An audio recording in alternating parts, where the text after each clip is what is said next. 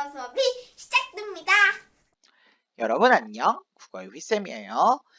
자, 문학 수업을 시작을 해보도록 할게요. 오늘 할 문학 수업은 우리 교재 소설 5번째 강의에 있는 54페이지 하근찬 소설가의 순환 이대라는 소설입니다.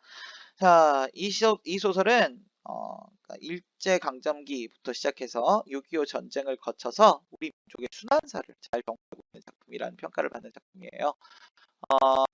이 아저씨는 이제 주로 이 소설가는 하근찬 선생님은 뭐라고 해야 되지? 신체 장애를 중심으로 해서 우리 민족의 힘든 상황들을 이렇게 잘 서술했다라는 평가를 받아요. 뭐 흰종이 수염이라든가 이런 작품들이 존재하고요. 이 작품 역시 마찬가지 민족의 순환을 잘 그려냈다라는 평가를 받는 작품이니까 선생님하고 잘 따라가면서 보도록 합시다. 자, 일단 이건 제목부터 봐야 돼요. 제목에 순환 이대라고 되어 있는데 순환은 되게 어려움을 겪는 거잖아요. 민족의 순환. 이대는 1대 2대. 그래서 아버지와 아들이에요. 민족의 순환을 겪는 아버지와 아들에 대한 이야기 뭐 이런 정도로 제목을 정리해 주시면 될 것 같습니다. 자, 내용은 인물 위주로 쭉 한번 따라가면서 볼게요. 자, 등장인물 위주로 쭉 정리합니다. 진수가 살아온다. 첫 번째 등장인물 진수입니다. 근데 진수가 살아온다 하는 걸 보니까 이걸 얘기하고 있는 인물은 다른 인물이죠. 진수는 일단 살아옵니다. 진수가 살아서 돌아온다. 아무개는 전사했다는 통지가 왔고 전사라면 전쟁 중이라는 거 알 수가 있죠. 6.25 전쟁입니다. 우리나라 배경. 아무개는 죽은지 살았는지 통 소식이 없는데 우리 진수는 살아서 돌아오는 것이다. 우리 진수, 네, 친근한 거죠. 생각할수록 어깨바람이 날리다. 신난다라는 걸 동작으로 표현한 겁니다. 그래 그런지 몰라도 박만도 사람 이름이에요. 자, 그러니까 진수는 무슨 진수? 박진수. 아들이 아빠가 박만도가 되겠죠. 순서 뒤집지 말까요? 네, 다시 정상적으로 지우고 씁시다. 자, 아빠가 박만도. 성은 됐고요. 만도하고 진수로 씁시다. 만도가 아버지.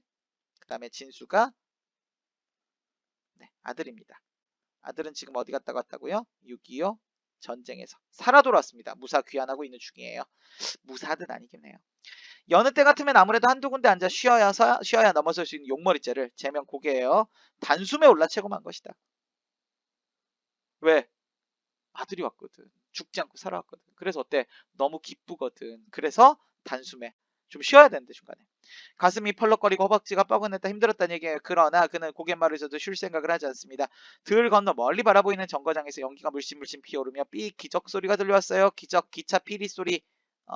기차가 옛날 증기 괜찮은 삑삑 하는 소리를 내요. 자, 이 소리가 들려왔다는 얘기는 기차가 온다는 얘기, 기차에는 아들이 타고 있다는 얘기. 이때 운송수단 많지 않으니까.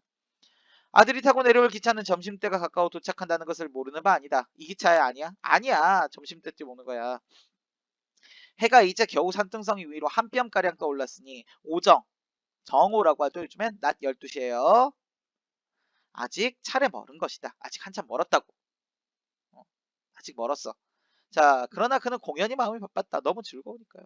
기다리는 안 오니까. 까짓것 잠시 앉아 쉬면 뭐 할 끼고. 잠시 앉아 쉬면 뭐 할 끼고. 사투리예요. 사투리인데 이 사투리는 사실은 만도 아저씨의 얘기라기보다는 만도의 마음이죠. 마음. 속마음을 그대로 사투리로 드러내고 있다고 보시면 돼요. 자, 여기까지 우리 시점 확인할 수 있나요? 이 부분을 보시면 주인공인 만도 진수 얘기가 나오는데 만도가 진수 얘기하고 있죠. 한데 나라는 서술은 전혀 나오지 않죠. 근데 내면심이 잘 나오죠. 우리 전지적 작가 시점이라는 거 알죠? 우리 시점 설명했었으니까. 자, 다음부터 넘어갑시다. 손가락으로 한쪽 콧구멍을 팽 누르면서 팽 마른 코를 풀어 던졌다. 상상하면 조금 웃기는 장면이지만 해학적인 건 아니에요. 일부러 그런 거 아니니까. 굉장히 사실적이다 정도? 사실적. 이런 건 정리할 수 있겠다. 그리고 휘청휘청 고갯길을 내려가는 것이다. 내리막은 오르막에 비하면 아무것도 아니었다. 대고 팔을 흔들라치면 절로 굴러 내려가는 것이다. 대고 팔을 흔들면 저절로 굴러 내려간다 이거예요. 만도는 오른쪽 팔만을 앞뒤 흔들고 있다. 뭐가 나와요? 왼쪽 팔은 조끼 주머니에 아무렇게나 쑤셔놓고 있는 것이다. 3대 독자가 죽다니 말이 되나? 다시 만도의 마음속으로 돌았어요. 이 3대 독자는 만도가 아니에요. 진수예요, 진수. 잠깐만요. 자, 3대 독자는 진수야, 진수. 진수가 죽다니 말이 되나? 우리 아들 3대 독자인데 이런 거 아니야. 살아서 돌아와야 일이 옳고 말고 그런데 병원에서 나온다니 어디를 좀 다치긴 다친 모양이지만 설마 나같이 이렇게 다스리진 않았겠지. 나같이? 그럼 자기는 어떻든 얘기야. 만도는 왼쪽 조끼 주머니에 꽂힌 소매자락을 내려다보았다. 그 소매자락 속엔 아무것도 든 것이 없었다. 소매에 든 것이 없다는 얘기는. 그저 소매자락만이 어깨 밑으로 덜렁 쳐져 있어요. 그래서 노상 그쪽은 조끼 주머니 속에 꽂혀 있는 겁니다. 볼기장이나 장타지 같은 데를 총알이 약간 스쳐갔을 따름이겠지. 누가? 이건 진수. 계속 진수 얘기야.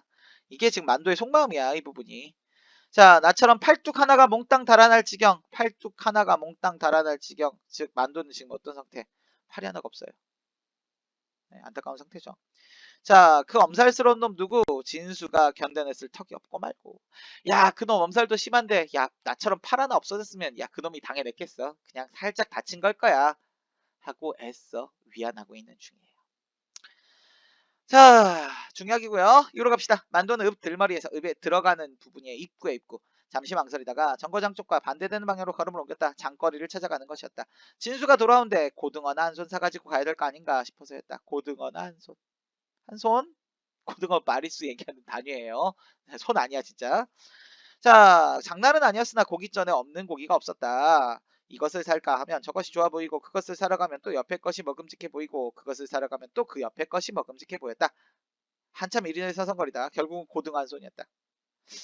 여러 가지를 우리가 알 수가 있을 텐데 일단 첫 번째 아들을 위하는 마음이 있는 걸 알 수가 있고요. 그 다음 이들이 이 만도가 그닥 부유한 상태는 아니라는 거죠. 한우 끊어가지 한우. 자, 그것을 달랑달랑 들고 정거장 해 갔는데 겨드랑 밑이 간질간질해왔다. 그러나 한쪽밖에 없는 손에 고등어를 들었으니 참 닦겠다. 겨드랑이 밑이 간질간질한데 한쪽밖에 없는 손에 고등어를 들었어. 그럼 나머지 손이 없잖아. 근데 가려워. 그럼 어떻게 해야 돼? 어깨 쭉지를 연방 위아래로 움찔거리는 수밖에 없었다. 작가가 관찰 정말 잘한 거예요. 이런 부분은. 사실 지금은 잘 안 보이지만 이게 전쟁 끝나고 났을 때는 우리 상위 군인이라고 부르거든요. 몸이 다쳐서 한쪽이 불구가 된 사람들. 이런 사람들이 되게 많았거든요. 정거장 대합실에 들어선 만도는 먼저 벽에 걸린 시계부터 바라보았다. 2시 20분이었다. 벌써 2시 20분이니 내가 잘못 보나? 아무리 두 눈을 씻고 보아도 시계는 틀림없는 2시 20분이었다. 한쪽 걸상에 가서 공둥이를 붙이면서도 곧장 미심쩍어 했다. 2시 20분이라니 그럼 벌써 점심때가 겨웠단 말인가? 다 왔단 말인가? 이런 뜻이야. 말도 아닌 것이다. 자세히 보니 시계는 유리가 깨졌고 먼지가 꺼맣게 앉아 있었다. 이 시계 어떤 시계? 고장난 시계. 잠깐 긴장한 거지. 우리 아들, 오이씨. 우리 아들 올 시간 지났는데? 이러고 있는 겁니다. 문제를 확인하러 갑니다. 첫 번째 문제, 윗글에 대한 설명으로 알맞지 않은 것. 우리 이런 문제 자주 보죠. 자, 첫 번째 문제. 주로 짧고 간결한 문체를 통해 짧고 간결하다. 이거 판단하기 참 어려운데 이거는 이제 주어와 서술어 구조만 있다 그러면 일반적으로 맞긴 한데 이게 이제 어디 부분을 보면 좋을까요? 첫 번째 문단을 첫 번째 문장만 봐도 돼요. 진수가 돌아온다, 진수가 살아서 돌아온다 이런 부분들도 보면 되게 짧고 간결한 문체다라는 특징을 드러줄 수가 있어요. 이건 근데 스스로 판단하기는 아직 조금 어려울 거예요. 두 번째, 그리고 이게 사건을 빠르게 전개하는 건 당연한 거예요. 짧고 간결하니까 사건이 빨라지죠. 자, 두 번째 선지. 사투리를 활용하여 인물의 심리와 성격을 생생하게 표현한다. 사투리, 만도의 속마음 표현할 때 사투리 썼던 거 기억나시죠? 이 사투리는 인물의 성격을 드러내는 것 혹은 현장감, 생생함 뭐 이런 얘기 맨날 나와요. 사투리의 특징이야. 나오면 일단 맞아. 현장감이나 생생함. 일반적으로 맞다는 얘기예요. 국어는 사실 다 맞다고 하기가 어렵거든. 세 번째, 인물의 신체적 약점을 우스꽝스럽게 묘사하여. 세 번째, 신체적 약점, 한쪽 팔이 없는 거였잖아. 이걸 우스꽝스럽게 그랬다. 네, 뭐 일부 좀 웃길 수도 있습니다. 어, 일부 약간 웃기게 느껴질 수도 있어요. 하지만 이 부분이 야, 이건 조금 애매하다고 치더라도 문제가 뭐가 있냐면 뒤에 뭐라고 돼 있어? 조롱 섞인 시선. 이걸 보는 사람이 누구예요? 작가야. 작가가 지금 여기다가 만도를 조롱해요? 설마 그럴 리가. 아니야. 이것 때문에 틀린 겁니다. 3번. 그 다음 4번 선지 갑니다. 복선을 통해 4번 복선. 복선이 뭐지? 소설에서 뒤에 나올 일을 암시하는 것. 암시하는 사건이나 혹은 소재 이런 것들을 우리가 복선이라고 부릅니다. 여기 뭐가 있었을까? 이거 스포일러인데 얘기할 수밖에 없겠네. 자, 사실 진수는 어떻게 됐어요? 다리 하나가 없어졌어요. 다리 하나가 없어진 상태인데 그 다리 하나가 없어진 상태인 걸 드러내주기 위해서 나처럼 팔 하나가 떨어지진 않았을 거야. 이런 얘기를 하는 거잖아. 아빠는 팔이고 아들은 다리야. 얼마나 슬퍼. 이런 부분이다라는 거예요. 이거 나와 있어요. 그 다음 5번 갑시다. 인물의 마음을 느낄 수 있는 소재를 활용하여 이야기에 진실성을 부여한다. 뭘까요? 인물의 마음을 느낄 수 있는 소재. 만도가 진수리에서 사갔던 것. 바로 고등어 한 손이에요. 이렇게 해서 1번 문제 정답은 3번 확인하시고 2번 문제 가봅시다. 윗글에 드러난 만도의 심리로 적절하지 않은 것. 자, 하나씩 확인할까요? 1번 기차를 타고 라든을 마주가며 기대감, 설렘. 아들을 맞이하는데 기대감, 설렘은 당연한 거 아닙니까? 네, 기대감, 설렘 확인하시고. 두 번째, 전쟁에 나갔던 아들이 살아서 돌아온다는 소식을 듣고 기쁨. 야, 누구는 죽었고 누구는 죽었는지 살았는지도 모르는데 우리 아들은 살아온대. 기쁘죠. 세 번째, 전쟁에서 돌아온 아들이 엄살을 부릴까봐 미리부터 걱정하고 초조해한다. 걱정은 하긴 했어. 근데 엄살 부릴까봐 걱정이었어요? 아니요. 이놈이 많이 다치진 않았을까? 라고 걱정하는 거야. 근데 애써 그 엄살 심한 놈이 많이 다쳤으면 그럴 리가 없어 라고 얘기하는 건 안 다쳤었으면 하는 마음을 일부러 드러내고 있는 것이기도 하고 우리 앞에 1번 문제에서 봤듯이 일종의 복선이기도 한 거예요. 정답이네. 4번 갑시다. 왼쪽 팔이 없는 자신의 모습을 보며 혹시나 아들도 불구가 되었을까 걱정했죠. 그 걱정이 맞는 걱정이야. 아들도 그러면 어쩌나 이런 걱정. 그 다음에 5번 아들이 병원에서 나온다는 말에 불안하면서도 스스로를 위안하려고 애를 쓰는 부분 역시 마찬가지. 4번하고 5번은 같은 개념이라고 보시면 될 거예요. 걱정하는 부분이니까 이렇게 확인해 주시고 그 다음 세 번째 문제 갑니다. 보기를 참고할 때 기억에 공통으로 들어갈 단어예요. 자, 우리말에는 사물의 길이, 넓이, 무게, 양 등을 나타내는 단위어가 있는데 단위어는 수량을 나타내는 대상이 무엇이냐에 따라 각기 다르게 쓰인다.